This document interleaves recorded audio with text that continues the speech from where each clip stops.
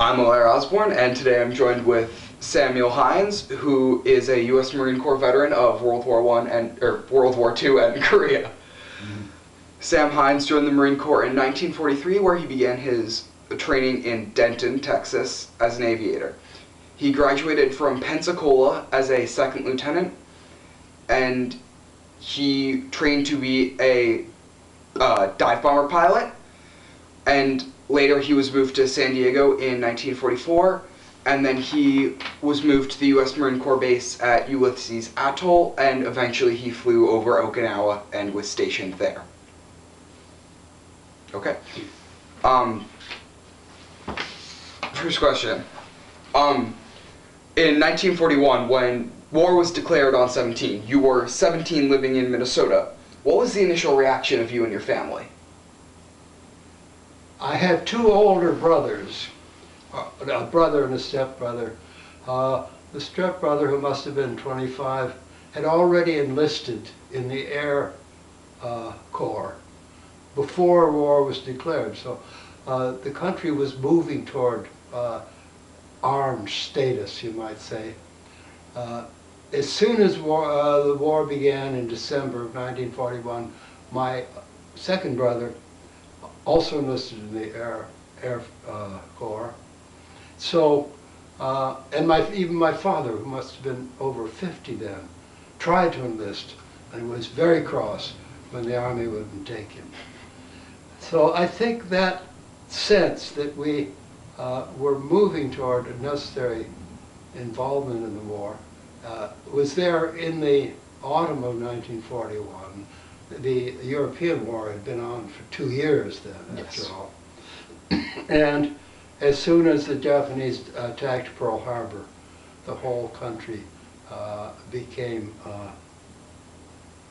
active, engaged, committed to fighting and winning the war. I mean the whole country, men, women, and children. Kids collected tin foil, women knitted and made bandages, young girls went to armament manufacturing companies. The whole country was engaged. It's totally different from the relation of the United States population to, say, the war in Iraq or Afghanistan. Yeah.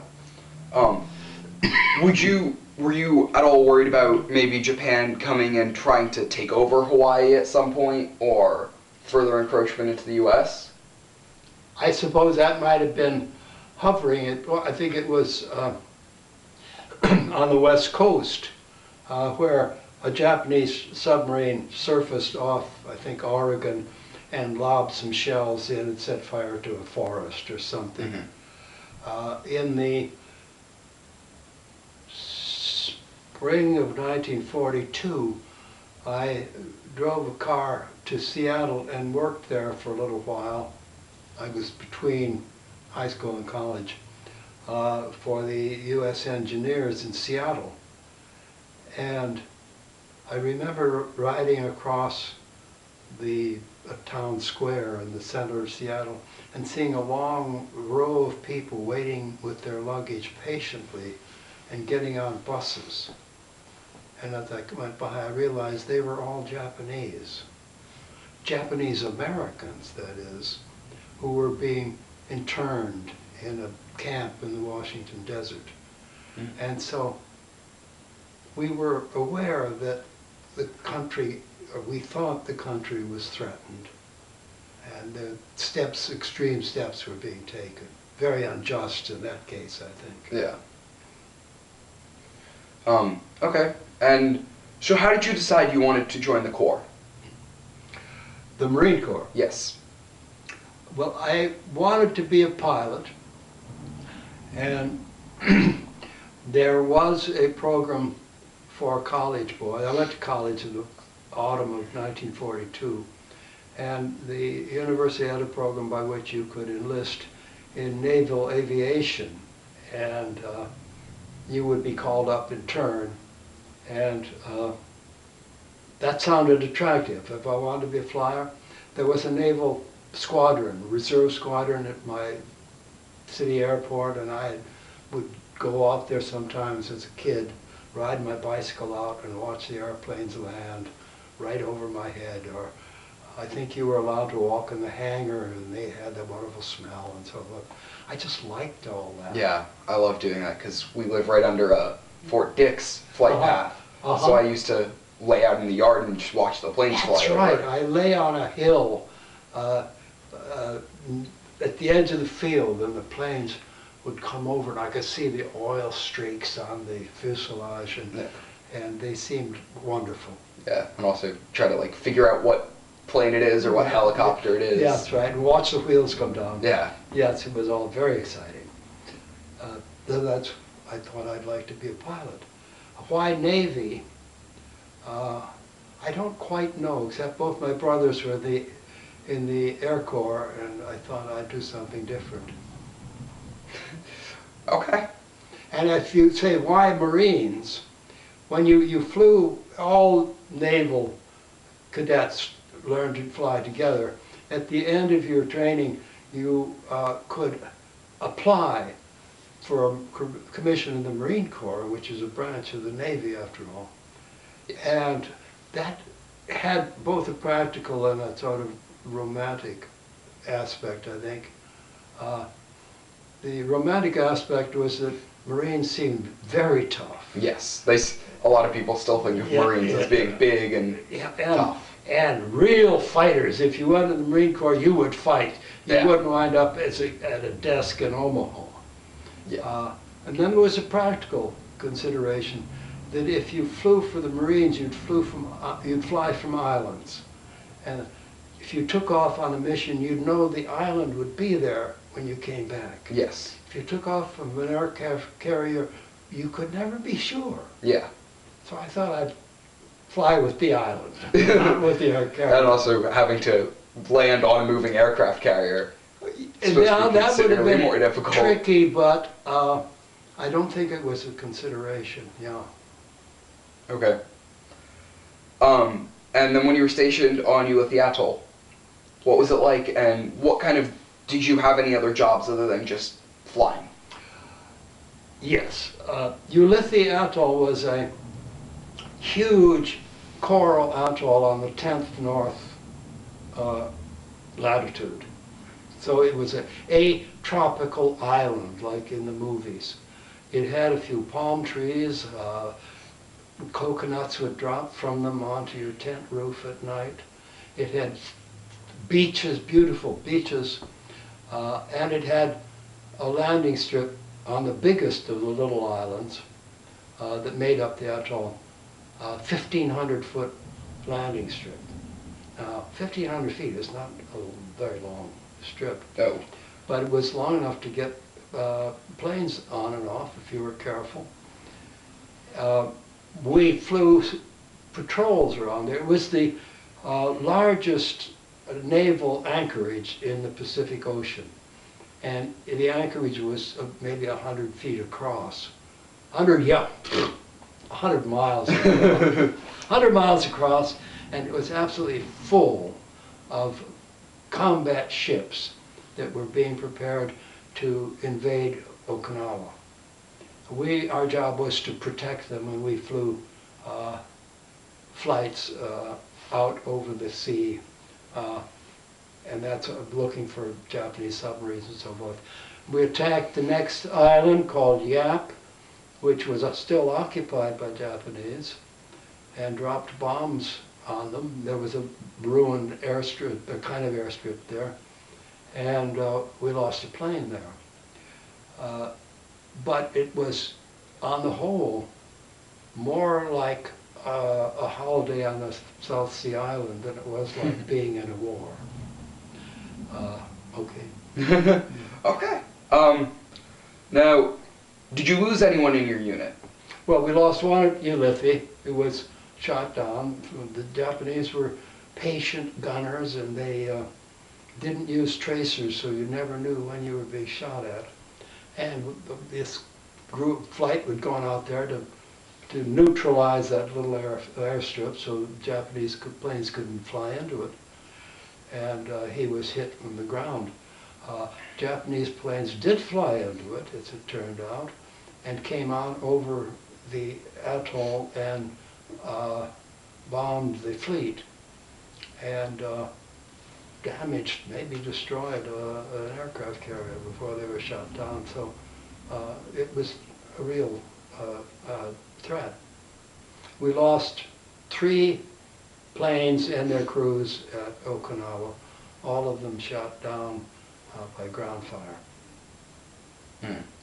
And how did you feel when this happened? Well, 2 of the dead at Okinawa were my closest friends, and so I grieved for them. You know, young men are not accustomed to the death of their contemporaries. I don't suppose you've ever seen a dead person, but if you have, it was your great-grandfather or somebody, yeah. Laid out in a coffin in a funeral home. We didn't see these people, of course, these guys, because they were shot down while attacking enemy. Well, one was shot down over the lines on Okinawa, never found, the plane never found, as I remember. The other was shot down over another island that's Japanese occupied. And although I flew over and saw his grave, I never couldn't land there. And I suppose he's still there. But in aerial combat, your friends simply disappear. Yeah. They go out, and the flights comes back, and you count them, and there's one missing. And yeah. It's your friend. So you live with that, and you go on flying, but it changes your feelings about what you're doing. Flying remained and remains to this day an exciting experience for me, and something that made my life different from the lives of people who haven't flown. Yeah, absolutely. But it also became an activity in which people just like myself died. Yes. And so that becomes one of the possibilities. And you live with it. But it's something that civilian people that age don't experience. Yeah. Okay. Moving on, in Flights of Passage, Recollections of a World War II Aviator, you describe your first strike at Okinawa and the trouble you had finding the proper target, which was a torpedo launching station, Mm-hmm. and you ended up scattering your bombs randomly over a field. You say they left you with a open quote, sense of aimlessness of the war. Can you please elaborate on that? Aimlessness is a play on words there, I think. I said what was true, that a large number of planes that are in this area, and we were all circling and trying to find something to drop on, since I suppose none of them had found the torpedo launchers. And so they were dropping on anything they could find that might be a target, or maybe like myself, at nothing at all, simply to get rid of the bombs. This is the way war works. It's the most inefficient of all human activities, I think. You know, the point of war, somebody said, I think, the point of war is simply to kill more of them than they do kill of you. Yeah.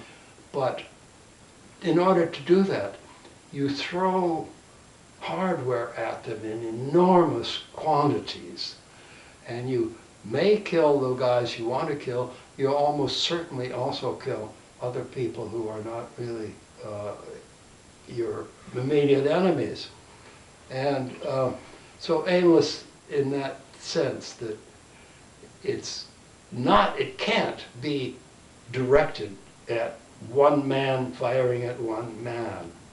It's going to be aimless and spread out. And of course it was aimless in that incident, since I had nothing to aim at. Yeah. And did you have to get rid of your bombs because you just had to get rid of them, or because it felt like the right thing to do? I can't be sure what I felt then.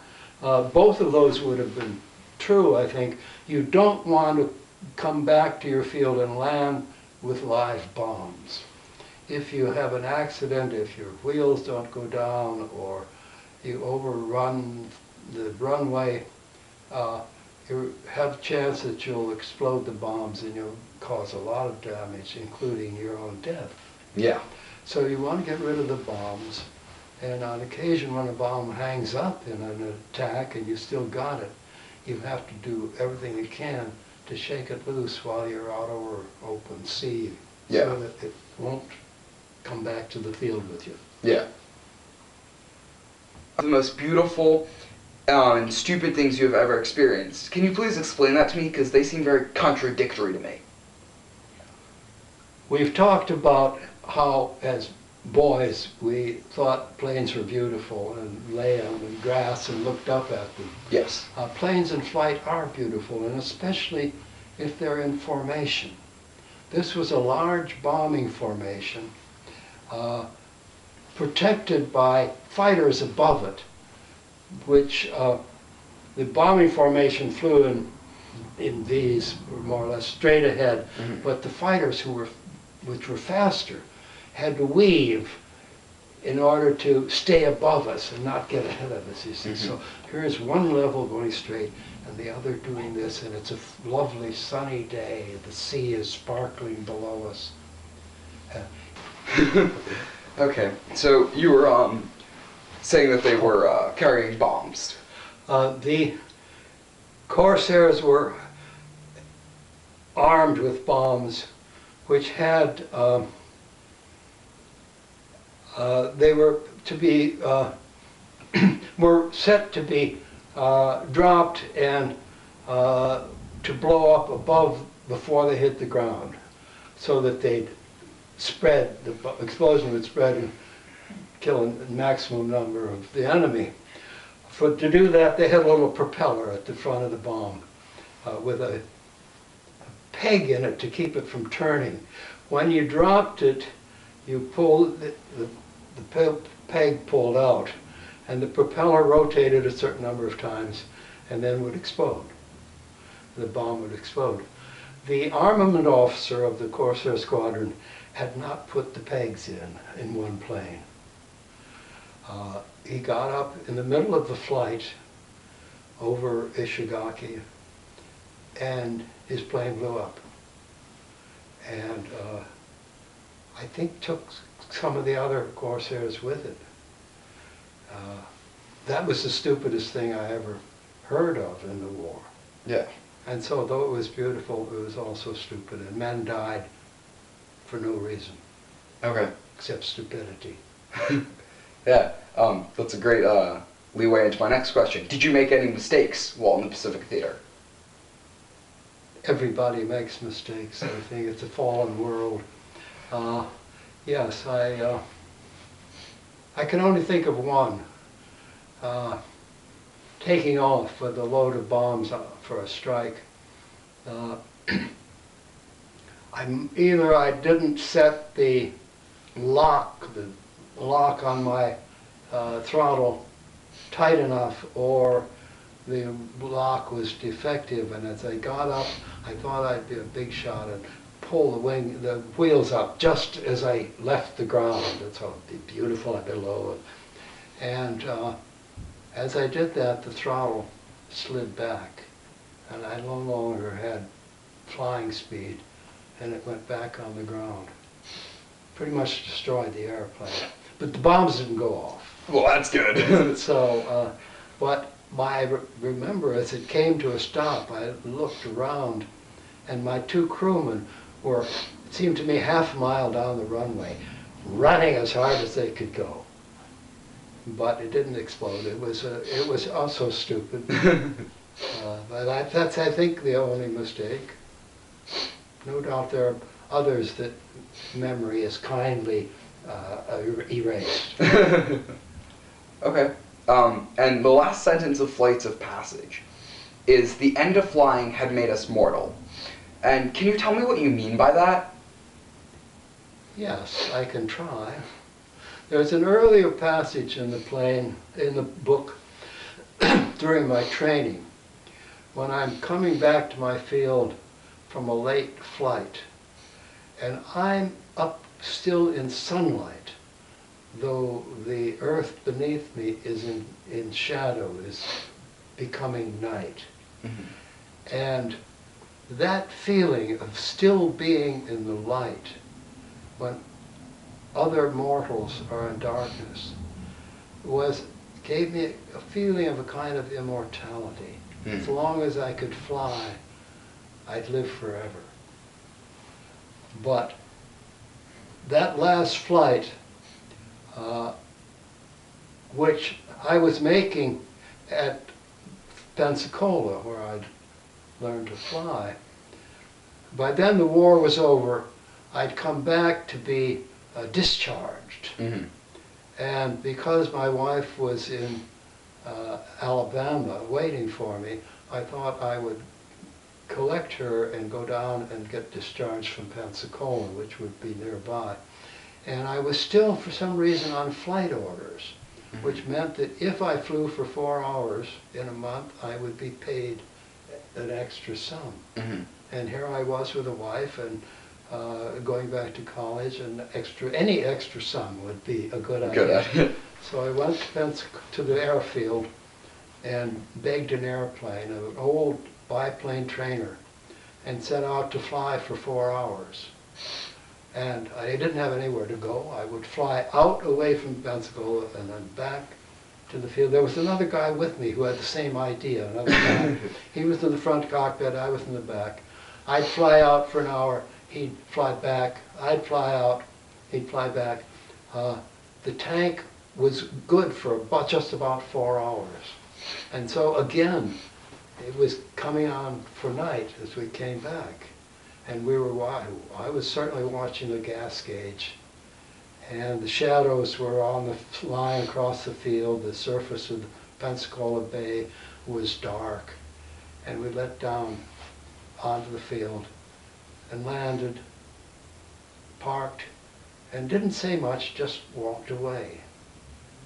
But I felt this is the end of flying.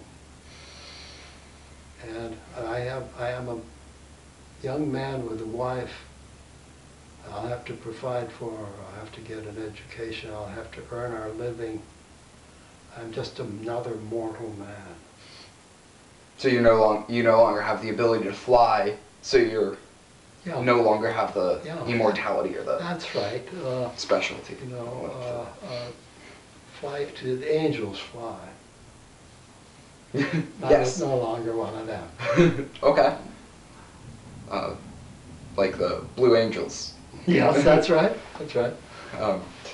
Yes. Were you awarded any medals or certificates for your service in World War II? Yes, I was awarded the Air Medal and the Distinguished Flying Cross. By the end of the war, these medals have been very exclusive as they were first established, but for some reason I don't understand entirely, it became customary to award them on the basis of the number of missions flown.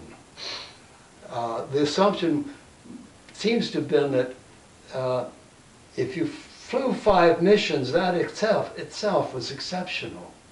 It wasn't, of course. Anybody who got to the war would fly 5 missions. And so people who came along toward the end, as I did, were pretty much assured, if they survived, that they'd be decorated. And there is a photograph that's right there of 4 of us with distinguished flying crosses attached to our shirt pockets. Mm. I'm glad I have them. Yeah. But what they say is that not that I did something heroic and individual, but that I did my job. Yeah. And That's good. which I believe you have the Distinguished Flying Cross to show us. Well, there it is if you want to see it. It's just the an old propeller plane over Yeah, propellers. I forget the name of the particular cross. That's right. It's just a propeller. It's like a four-bladed propeller. Yes, and then white, red, white, and blue. All right. There you are. That's really cool. And then I believe you also got an air medal. That's the air medal. You got the air medal after 5 missions, and the DFC after 20 or something. I've forgotten the numbers. And there are little gold stars on that one because I went on and did 5 more and 5 more and 5 more. So those indicate a multiple. It's not quite a debasement of the medals, but it's a generalization of them. Yeah. Which is perhaps unfortunate, but the impulse might be a perfectly decent impulse that a lot of men flew in dangerous circumstances and did it. Yeah. And that they should be recognized. Yeah, I mean, there are a lot of people that would never be able to do that. That's true. You were still able to do it. Including a lot of pilots who would be back at home teaching other young men to be pilots or doing something else. Yeah. Flying transports or something. But if you were really a combat pilot in combat, and kept at it until the war was over, then you get it. Yeah. You get a medal. That's okay. You definitely deserved one after that. Well, I think it's nice. And later, if you're back home and in uniform, you look at the other guy's chests, and you know what he did. Yeah. And that's kind of, you know, who are like you and who aren't. Yeah. Yeah, it's definitely something that, because with the pins, you're able to see where they flew or what they did. Well, you also got medals, which I didn't bring down, for campaigns. If you got one just for being alive and in the service during wartime. That was called the American Defense Medal. You got another one for the theater you flew in. So you had a ribbon which announced to the world that you'd been in the Pacific Theater. I think I have one because my squadron got a distinguished unit citation for doing an especially difficult job at Okinawa. Being? Well, it was there was a terrible stretch of rain while the Japanese were still on the island and were slowly retreating south toward the south coast. And we were attacking them. And the rain was so hard that these roads, which were all dirt roads, became deep in mud, and trucks were stalled, and there was no way of supplying the frontline troops. So we supplied them from the air. And this was during weather where the ceiling was never above 400 or 500 feet. To fly down over the lines, low and slow with your bomb bay open, dropping food, armaments. One of us actually dropped a telephone exchange. I remember a portable telephone exchange. It seemed to be necessary. And we supplied the whole line for a stretch of a couple of weeks. And it was difficult work to get it where it should be, and it was dangerous because the Japanese were right there and we were 500 feet high and low and slow. So I think the squadron deserved that, but it's only to the person who knows the medals will say, your squadron got, look at your ribbons on your chest, your squadron got a distinguished unit citation. That's cool. That's Yeah.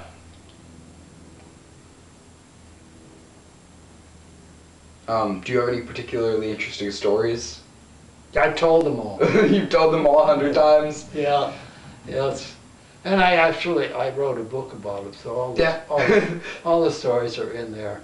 I think I've moved on. Yeah. I believe you have a new book coming out soon, don't you? Yes, I do. It's called The Unsubstantial Heir. It's an old Second War pilot writing about what it was like to be a First War pilot. Mm-hmm. An American, that is. Yes.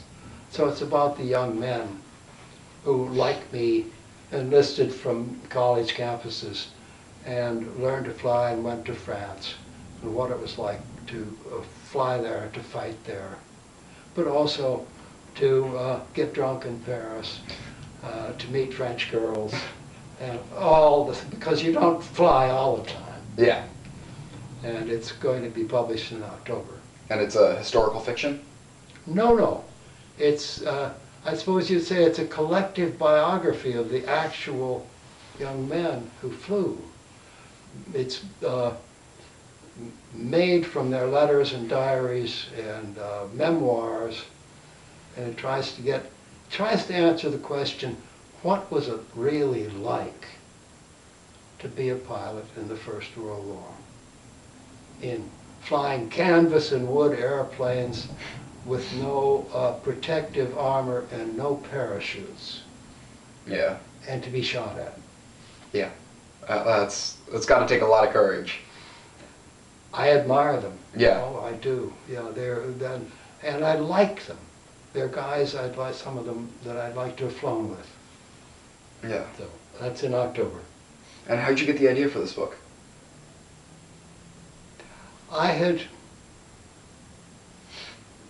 Let me see.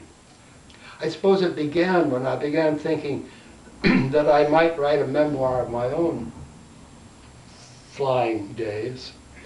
And from there, I became interested in memoirs of war in the 20th century, not only pilots, but people on the ground and so forth.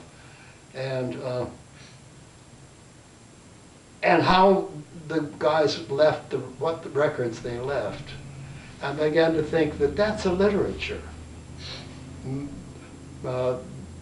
War recollections are, at least sometimes, a literature as interesting as any other body of literature. Yeah. But they haven't been written about much. So I wrote a book called The Soldier's Tale, in which soldiers is plural and tale is singular, as though all the young men who fought in all the wars of the 20th century had written one huge story, of which their own were little pieces. Yeah. And I did that, and that got me interested in the flying in the First World War, and what I wondered was the literature there like. So I went and looked. Okay. And that's this one. I think I am now finished with writing about war. I've written 2 or 3 books now, so 3 anyway, and that's enough. Yeah, that's quite a lot. Mm-hmm. It's quite a gloomy subject in most cases. Well, thank you so much. My pleasure, Lair. Good to talk to you. Yeah, that was Samuel Hynes, a U.S. Marine Corps veteran of World War II and Korea. Well, that was painless.